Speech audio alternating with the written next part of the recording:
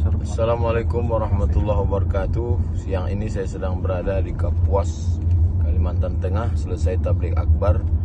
Baru saja dapat berita bahwa ulama kita dari Nangro Aceh Darussalam, Tusop, sudah meninggal dunia mendahului kita. Mudah-mudahan Allah menempatkan beliau di surga Jannatul Firdaus bersama Rasulullah SAW, karena saya meyakini beliau adalah salah satu dari al-ulama warasatul anbiya.